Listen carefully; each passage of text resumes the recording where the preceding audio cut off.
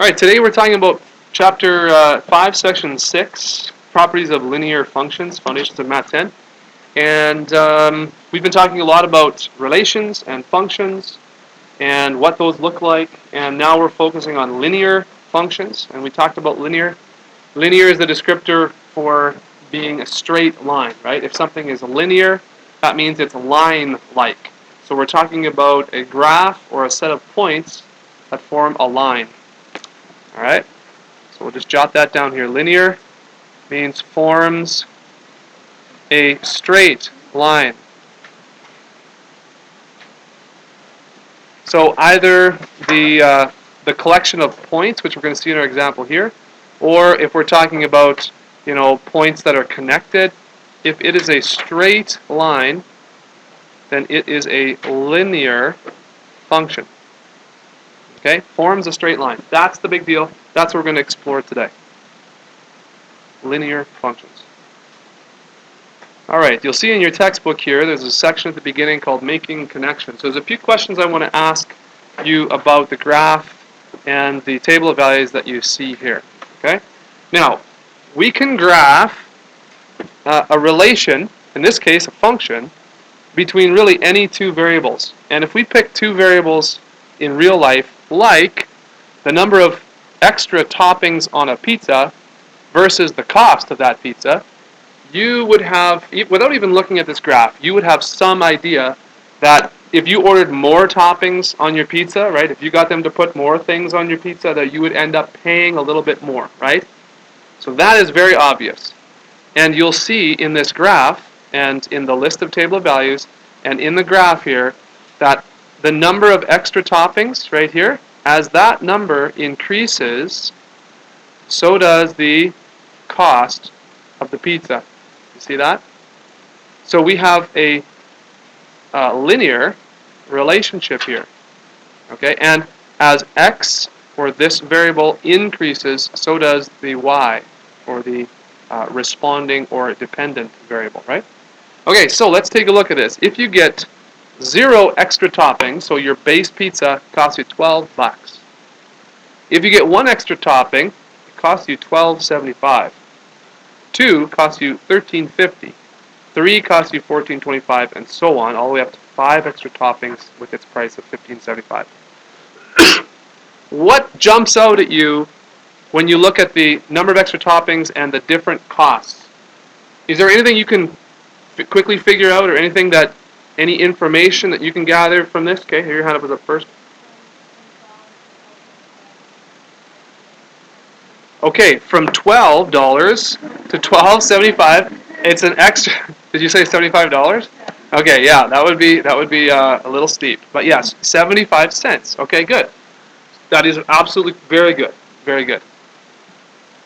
Is anything else that you notice, or is there anything that would follow that observation that someone might put together? Yeah? Okay. Awesome. Very good. That is awesome. So you notice that with every extra topping, the price increases by another 75 cents. Very, very good. So if I had 2 extra toppings, it looks like I would have to add $1.50 to my base price, which is absolutely correct. Okay? So that is very good. Now, what can be said about the price per topping? What would you say? 75 cents per topping. Absolutely correct. Does everyone see that? Okay, 75 cents per topping. Now, I want to point out a couple things here. That is exactly true. And let's see, on this graph, okay, from this point, here's the base price, right? Now watch very carefully. If I go over 1 topping, so 1 unit here, I go up 75 cents. All right? Up here. If I go over 1 more topping, I go up 75 cents. All right? Over 1 more topping, I go up what? Yeah, right. If I go over 1 topping, I go up. Okay, more voices are being added to the conversation. This is good. So this one's a tricky one, though. If I go over one more topping, I'm now going to go up. Yeah, it's actually not tricky. No, it's still 75 cents. Okay, all right. You guys are really easily swayed, I'm telling you. I could like tell you anything and you'd believe me, right? Awesome. No? Okay. You're all going to get out early today. You believe me? No? Well, you said you wouldn't believe me, so fine, that's not going to happen then. All right, so there, I'll get you. Okay. So does everyone see how there is a constant rate of change here between all of these points? Okay. There's a constant change. Over 1, up 75 cents. Over 1, up 75 cents. Okay. That is important to note. And in a linear relation, if we have a straight line, we are going to have a constant rate of change between the variables. And what that means is this. Watch this. This goes up by 1. This goes up by 1. And if you see points where the change here is constant, guess what? In a linear relation, the change here should also be constant. It doesn't have to be the same. This is up 1, this is up 0.75. It doesn't have to be the same, but it has to be the same all the way down the list. Does that make sense? Yes? That is a property, if we're talking about properties of linear functions, that is an important property that we need to recognize. Okay? A constant rate of change. So, okay, let's go down to these questions. What patterns do you see in the table? All right, just review what you guys already said. You noticed that for every topping, we have an additional 75 cents cost. Awesome. Write the rule for the pattern that relates the cost to the number of toppings. We did that. Each topping costs 75 cents each. How are the patterns in the table shown in the graph? Well, over 1 up, 75, over 1 up, 75, so on. How can you tell from the table that the graph represents a linear relation? Well, that's what we just did. If this change is constant all the way down for this variable, and this change is also constant all the way down, then we have a linear function. Okay? Now, the base price of this pizza is also important in kind of what we're going to move into in the next few minutes. The base price and the rate of change. The base price and the rate of change. All very important. Okay. Any questions? All right. So if I was to write for this graph, let's just maybe bring it back into view a little bit here. Okay. For this graph, you can see a little bit of it. What is the rate of change? Let's talk about that. The rate of change, okay, of price per topping. Okay, that's a rate of change. What is that rate of change? Price per topping we said was 75 cents or $0.75. Good way to put that, right? We'll use these units here. And that is per topping. 75 cents per topping. That's our rate of change. Okay? Have you guys ever heard of the word slope before? I mean, I mentioned it the other day, but do you know what slope means? Okay, use slope in a sentence, someone. Go. The ski slope was steep. Very good. That's alliteration there too. Ski, slope, steep. I like it. I like everything about that. Okay? What else? Anybody else got anything? You can use slope in a sentence? No. No. Okay. Your parents wanted you to get up, but all you wanted to do was slope? You wanted to slope in? Right, that's an incorrect use of the word slope. Yes, that would either be sleep or mope. Right, not slope. Good. Okay, so yes, you gave the correct answer right off the bat. That's really good. Okay, it's not a lot of fun, but it's good. Okay, so slope would be basically the steepness of a line. Okay? The slope, write this down. I'm going to use this word steepness. I don't know if it's an actual word, but everyone knows what that means. The steepness, or how steep a line is. So the steepness of a line. Sorry for my international students that are scratching their heads about this word. How steep a line is. So a large slope, or a very high number that would be attached to a slope, would be a very steep line. A small number would be a pretty low, a small steepness, right? Okay. So the slope of this line right here, guess what? The slope can also be explained as, have you ever heard this before? Rise divided by run. Rise over run? Never heard that before? Come on, tell me you have. You never have? Rise over run? Okay. Okay, check this out. Check this out. The slope is often referred to as rise over run. Now, if I have this line right here, and let's say from the very beginning, this is at 1 meter, let's say, and this represents a ski slope, okay? This is talking about skiing. And this represents 100 meters, okay? And we have a horizontal distance of, and this is 1, and this is 99, okay? I don't know why I picked 99. Okay, whatever. So 1 meter over here to 99 meters. Now, don't worry about the units, but this is a ski slope, okay? So if you go, what's the difference here in height between the starting point and the bottom point? I'm sorry, the starting point and the very top point. This would be the rise here. Okay, so it's the rise from one point on the left to another point on the right. The rise. What is the rise? 100 minus 1. Or 99 meters. Okay? What is the difference between the starting point here and the horizontal distance between the starting point and the other point?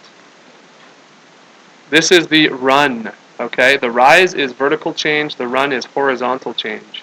And this would be 99 minus 1, which would be 98. Okay? So how steep would this be? How steep is it? Well, you calculate the slope of the line, which is rise over run, which is 99 divided by 98. And of course, this is just going to be just over 1. And we'll just say 1.01. Okay? Don't worry about the units for now. The units are going to cancel out actually, right? So don't worry about that. But the slope would be 1.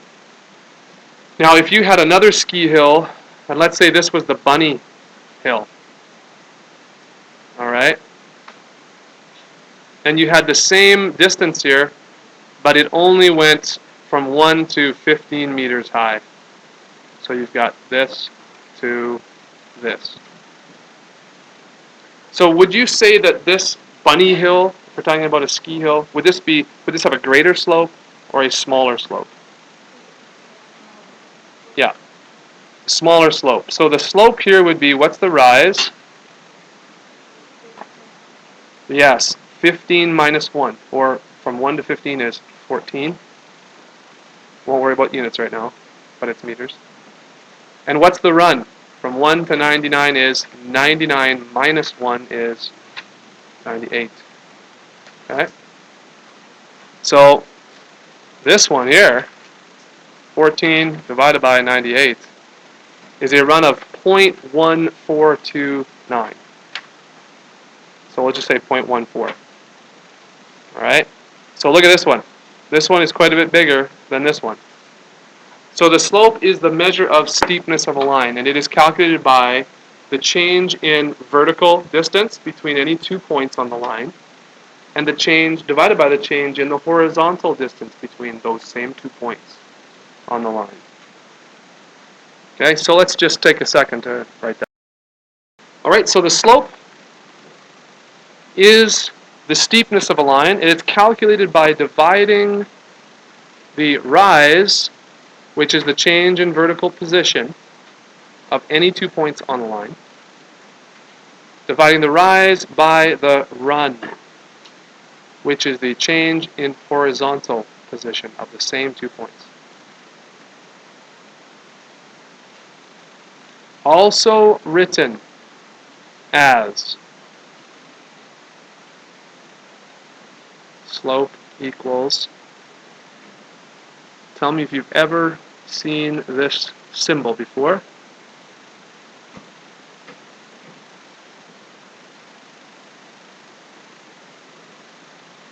That symbol is, yes, it's a triangle, but it's the Greek letter delta. The Greek letter delta in math and science means change in, okay? So slope is the rise or the change in the vertical y position. You see that? Here's delta y. From there to there. Delta x is the change in x position. That's here to there.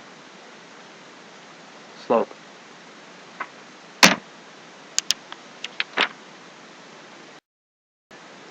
So as we continue to look at these graphs, we just talked about, the slope, and the slope is also the rate of change from one variable to the next. And if we look at this graph again, okay, how could we describe the relationship between these two variables? So let's include cost and the number of toppings, and let's try and make some kind of connection between them, okay? What you could say, is you could say that there is some base cost of $12, okay? So the cost of the pizza, if we were to explain what the cost would be, you would say, well, it's a $12 base cost. And then the rest of the cost, so anything above that, would depend upon the number of toppings that you get. Okay? So, and the cost per topping is 75 cents per topping. And let's say this is T, the toppings. So you would say something like this would be a good representation of the cost in terms of the number of toppings. So let's see if this makes sense. Well, what would the cost be if you had 0 toppings? If this was 0, then mathematically you would have cost equals 12 plus 0, or $12. And that's what it is. 0 toppings, you have $12. And of course it would work if you had any other number here, let's say 4. So if you did, what's the cost if I have 4 toppings? Sorry. You would say, you would put 4 right there, and then you'd calculate that cost to be C equals 12 plus 0.75 times 4 is 3, and so the cost is $15. So this is called the equation for the linear function, and we can actually write it in function notation. The cost is a function of the number of toppings, and it's described as, and we can write it in this order, but what you'll see most is the rate of change, and is 0.75. That will go first. So this term will be written first, and then your constant will be written at the end. And this would be the equation for the linear function, the cost of a pizza, right here, cost, in terms of t, the number of toppings. Okay? So this would be your linear function equation that would go with this graph and this table of values. Note here, if you would, that the rate of change is here, and this is also the slope, right? So it's the rate of change and the slope of the line. Now these points are separate, which is great. The points in between don't make much sense, but what you would do then is for this, you would say t can only be whole numbers, okay? Or something like that. T would be an element of whole numbers. Do you remember that? Whole numbers would be W. So where T is an element of whole numbers. And that's the domain, right? So you talk about the domain there. T is an element of whole numbers. I'll talk more about this in class again if you have any questions about it, but this would be a good explanation. And this is the constant term, okay? And also, this is the y-intercept, isn't it? See, that's the number when x, or when in this case t equals 0, that's what the y equals. So this is the intercept. So this number is also referred to as the vertical intercept, and any value that would cross the horizontal axis would be called the horizontal intercept. And oftentimes we'll call this the y-intercept and x-intercept, except when this vertical quantity is not y, maybe it's c, right? So anyways, this is the intercept on the vertical axis. And this over here, if another graph would intercept this axis here, would be the horizontal axis intercept. Okay? But it's the base rate or the intercept on the vertical. Okay? Vertical intercept. And it represents the base cost of the pizza. Okay. All right, so we've gone over a few things there. Talked about the equation, about the graph, rates of change, and not sure if you remember from previous classes, I asked you about the form for a line that is y equals mx plus b. I asked you if this is the slope y-intercept form, and many of you had said you'd never heard that before. And so I hope that now you can kind of see that if we have a linear function, the m right here represents the rate of change. That is the slope. And the b represents the vertical intercept, or the y-intercept. And so this right here, this linear function, is in the form y equals mx plus b. And that's the slope y-intercept form. So you're going to see this coming up in math classes and in math courses, a lot in the future. So I'll just label this here for you. This is the slope y-intercept form of a line.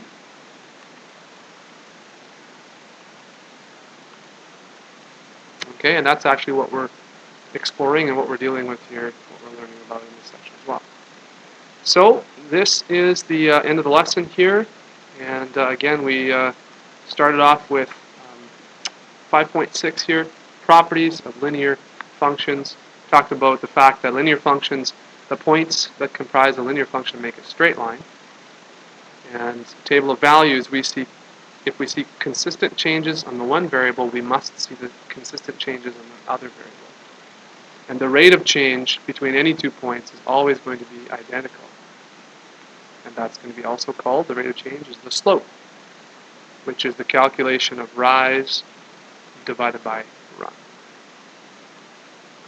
The equation for a line will often be expressed in slope y-intercept form, y equals mx plus b.